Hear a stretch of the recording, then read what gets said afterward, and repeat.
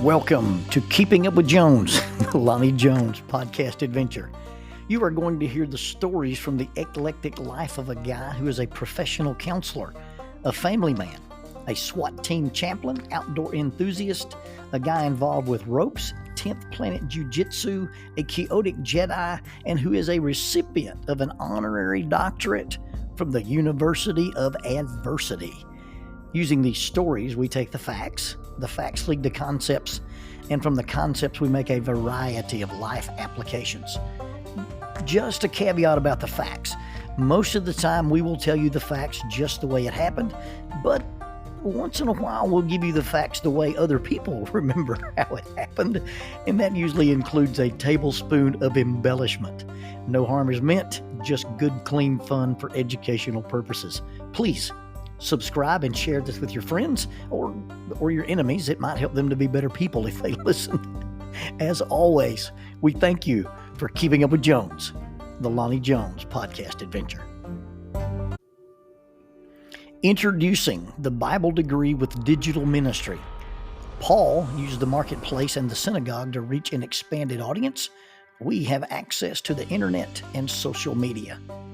I once heard it said that when McDonald's introduced the drive-through window, they did not change the Big Mac, only how it was delivered.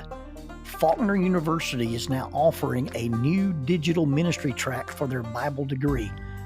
Faulkner's degree provides training in understanding and teaching the gospel, alongside training that will allow students to create quality digital content. Opportunities for evangelism in the digital spaces is unlimited, and this is innovative ministry education for our contemporary culture.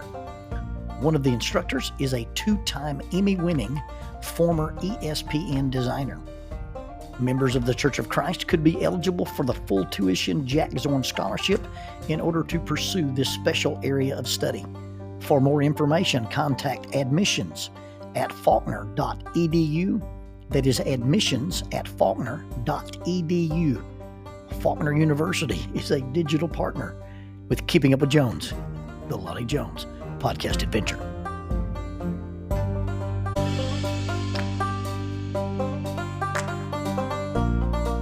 TKM Incorporated in Moss, Tennessee is a construction company that specializes in erosion control, seeding, and soil, hydroseeding, hydromulch, minor excavation, and silt fence.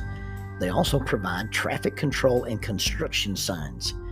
Their business is keeping people safe, but their passion, their mission, is they wish that all men could be saved. TKM has adopted the nickname the King's Men because as they serve you, they also serve the King. If they could provide any of their services for you, please contact them at 931-243-3958. That is 931-243-3958. Or you can contact them on the net at tkminc2001 at twlakes.net. That is tkminc2001 at twlakes.net. TKM Incorporated is a sponsor of Keeping Up with Jones, the Lonnie Jones podcast adventure. I have been fortunate enough to spend a lot of time on the shooting range. I got to go to some ranges that were public use, and just because I like to shoot, got to use those. But I've in the last 33 years have been allowed to go to the police shooting range, and the policemen, when they go to the range, they're working. It's part of their job. They have to be proficient with these weapons, and so the weather doesn't matter. I've shot on the range when it was so cold. I was wearing so many layers. If I fell down, I wouldn't be able to get up. I've been on the range when it was wet and everything you had to be cleaned and processed and dried out. And I've been on the range when it was blistering hot in July. Now, the old NASA range had a couple of concrete strips and the rest of it was grass. The new modern HPD range is covered in concrete. And there's no shade, there's no trees. I mean, when you're standing out there in the elements, whether it's cold or hot or bright or drizzly, you're out there exposed to the elements. And then after 15 guys shoot 300 or 400 rounds each, you get to participate in this wonderful little exercise called picking up brass.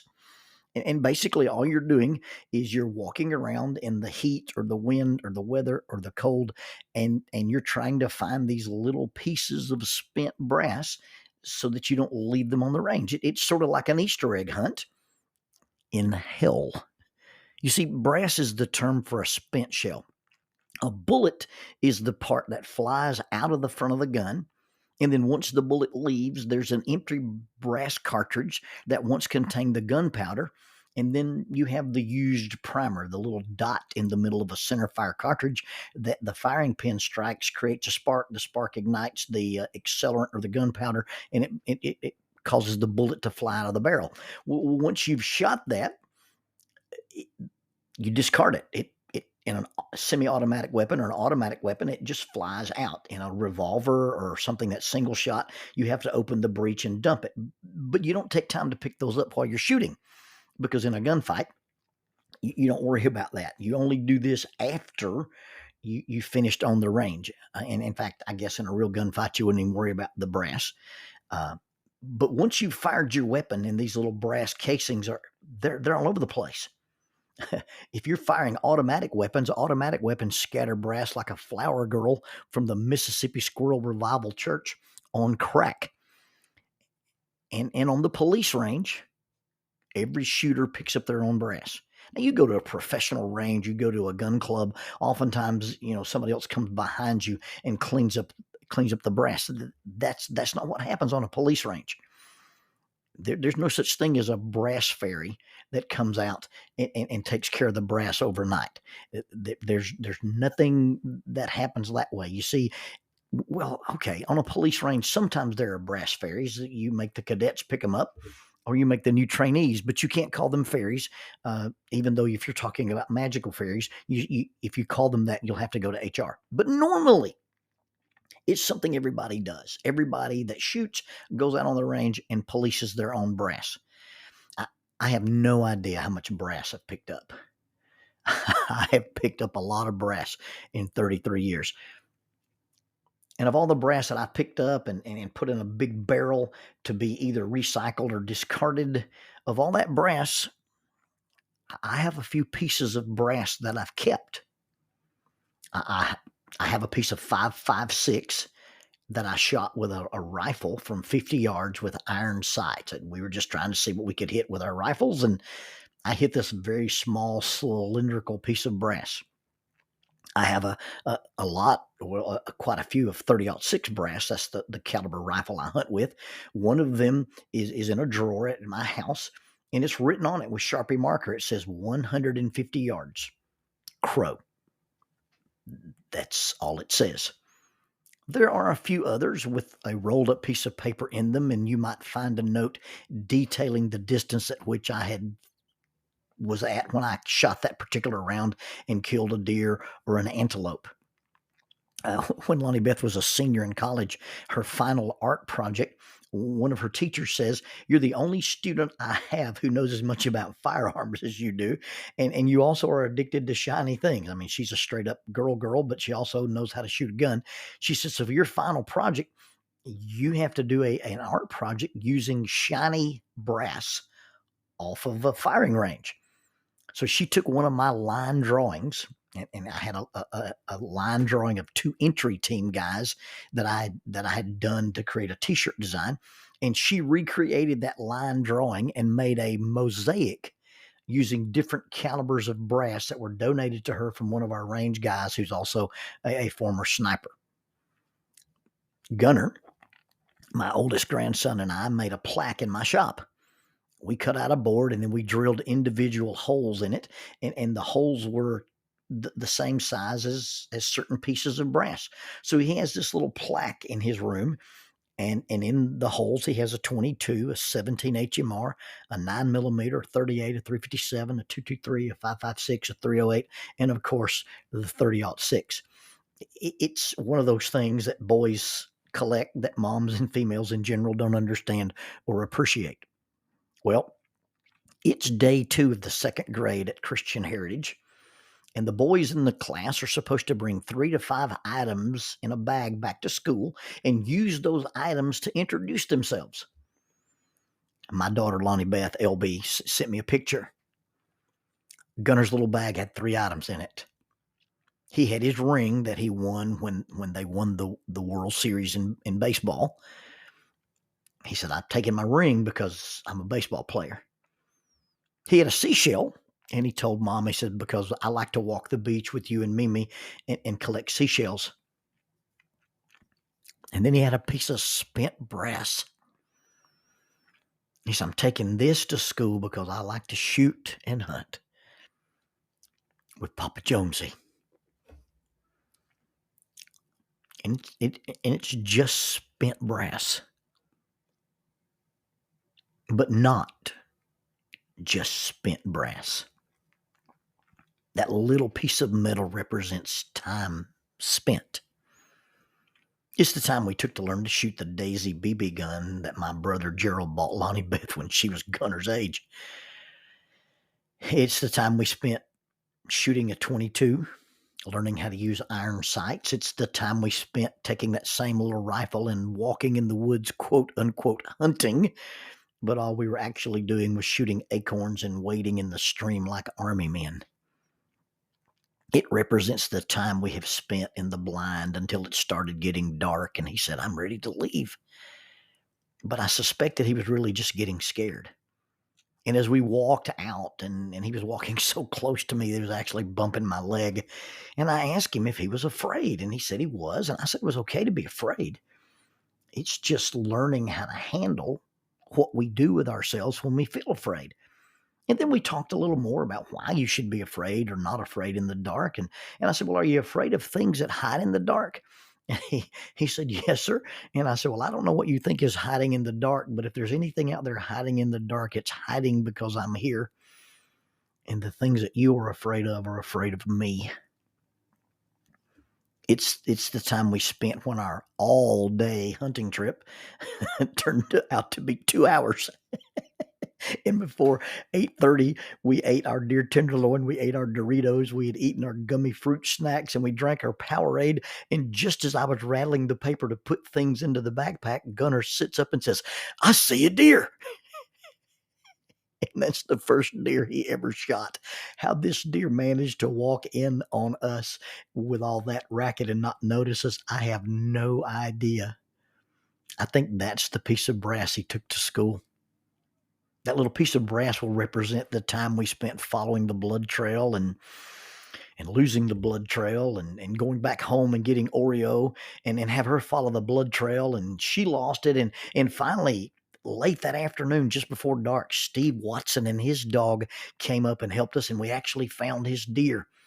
All that, every one of those stories and more are represented in that one little piece of spent brass. Spend the brass.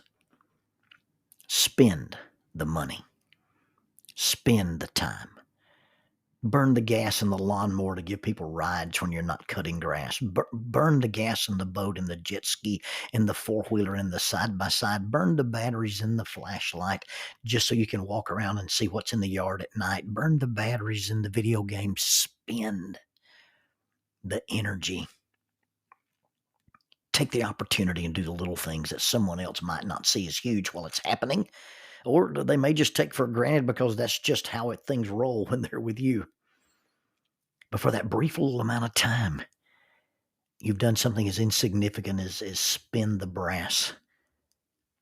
Later on, they will feel special because we made them feel special. A piece of ammunition has a shell, a primer, powder, and a bullet. But you take that one little piece of ammunition and you use it to shoot frogs, deers, acorns, or cans, and all you have left is spent brass. But you haven't just spent the brass. If Gunner were to look inside that little piece of spent brass, he looked close enough, he'll realize there's something in it. He'll find a little note. It'll say the date. It'll say 45 yards. It'll say Kill Mountain. It'll talk about the gun that he had, and it will say the first deer. And it'll be written on a rolled up piece of paper stuffed inside that little piece of brass. But if you look deeper into the brass, if you look through the brass and beyond the brass, you get a tiny opening and a memory portal opens up. You see what was there. You remember who was there. You see what was happening when the bullet was fired. It becomes much, much more valuable than recyclable spent brass. It's more valuable than just spent time. It's more valuable than spent energy. It becomes a story about time spent well.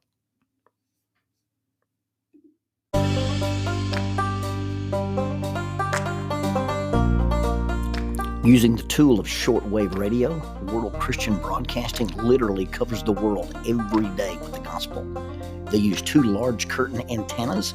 One is located in Anchor Point, Alaska, and the other in Madagascar. They send out messages that are recorded at their international home in Franklin, Tennessee.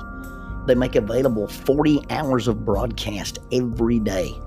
The broadcasts are made in English, Chinese, Russian, Spanish, Portuguese, Korean, English for Africa, and Arabic. They would love for your group to visit them.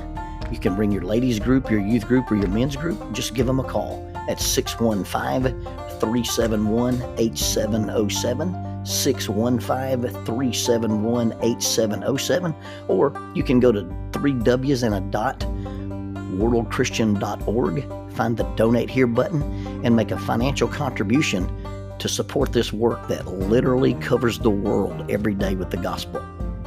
World Christian Broadcasting, in cooperation with Keeping Up with Jones, the Lonnie Jones podcast adventure.